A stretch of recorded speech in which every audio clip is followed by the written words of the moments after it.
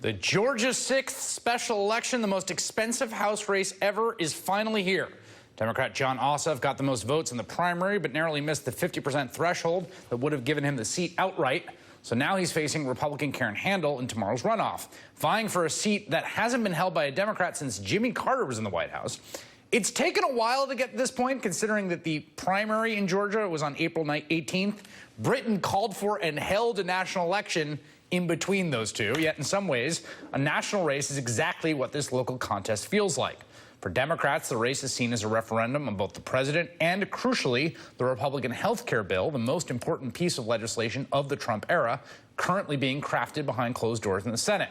While for Republicans, a win gives them room to continue supporting the president and a bit of breathing room before the 2018 midterms. Heading into Election Day, the polling average has the race looking like an absolute dead heat. Joining me now from Georgia, MSNBC contributor Jason Johnson, journalism professor at Morgan State University, and Washington Post reporter Robert Costa, also MSNBC political analyst who's at a Jon Ossoff rally, the last one before Election Day. And Robert, let me start with you, and I actually want to start with the article you did a few days ago about Republicans in this district. What were you hearing in interviewing the Republicans in this district, a district that Trump barely won, but Tom Price, who is being replaced, won by a huge margin?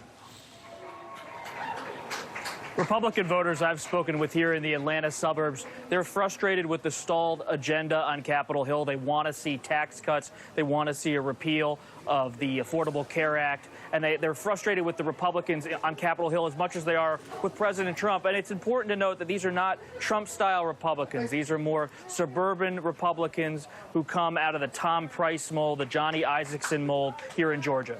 Yeah, and Jason, it's interesting to me because reading Robert's piece, it's in some ways it's a kind of traditional base for the Republican Party. It's affluent, white, southern, suburban. I mean, those are districts that tend to be very, very strongly Republican. And yet this one is a dead heat. What's your sense from being on the ground there? Well, yeah, these are Jeb Bush, Marco Rubio Republicans who held their nose and voted for Trump. I've been surprised at the lack of passion about either candidate. This is very much a national election, and usually the Republican Party in particular would want this to be about local issues. I heard people, they constantly wanted to talk about health care. They constantly wanted to talk about sort of national issues. It is actually a race that could be considered a referendum. Look, it's a +9 for Republicans. They probably should win it, but the fact that they're this nervous and have run some of the ads that they have says that it wouldn't be surprising if Jon Ossoff pulled this off early tomorrow night. Well, and Robert, part of the reason that so much money has poured in, it strikes me, is precisely your point, right? We've got this Senate health care bill that's being crafted in secret, the HCA, which is polling at 17%. How big has health care been in the district? Because the stakes to me on the fate of that legislation tomorrow's seem quite tied. They're intertwined, Chris, and I'm here at Ossoff's campaign office in Roswell, Georgia, and there is energy, not so much about Russia or about President Trump, but it's about stopping the Republican effort on health care. When I've spoken to Democratic voters here, they know that they have to move forward. If a spark here in Georgia could spark that effort to protect the current law. Yeah, and Jason, it is amazing that in some weird way, it almost feels like this is, right now, there is a kind of glide path because of McConnell's secret strategy that a win there could be something, because healthcare, and correct me if I'm wrong, has been key to the ground upon which this campaign has been contested. Right. Look, if Ossoff pulls this off tomorrow, it's going to be a record scratch for every single Republican in the Senate. There have been 50,000 new people who have registered since the primary in April, people who didn't vote in April who have registered now. Wow. My guess is, and most people here think, those are probably people who are not happy with President Trump. They're concerned about the health care bill. This is very much going to have national reverberations. And again, while Democrats are nervous, they seem to believe they got a decent chance tomorrow.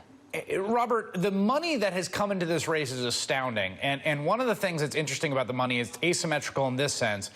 Most of the Ossoff money has been raised through sort of traditional party apparatus in the campaign.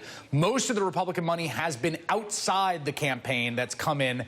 And you got to think that, Bernie Sanders early in the show was saying that Republicans know that there will be someone having their back. That's been the case in this district so far. That's true. Ossoff's raised $23 million.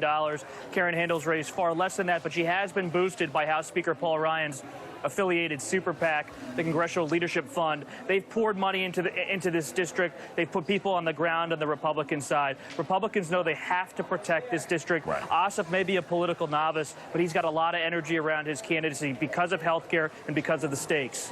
And Jason, it seems like he is a political novice, but he's been very careful, and that care so far has largely redounded to his benefit. In some ways, it has become, because it's so nationalized, this sort of generic Democrat, generic Republican, even though Karen Handel has a very long history and she's got some issues herself. Oh, yeah. I mean, look, this is not a district that sees this much attention. Chris, the intensity on the ground is bizarre. I have talked to volunteers, nonpartisan get-out-the-vote volunteers, who've been spat on, had things thrown at them. Yeah. I had a woman call the police on me today when I was just following canvassers. Wow. Everyone here wants this race to be a symbol of whatever it is they want this country to be going forward. Jason Johnson, Robert Costa, thanks for joining us. As for tomorrow, polls close.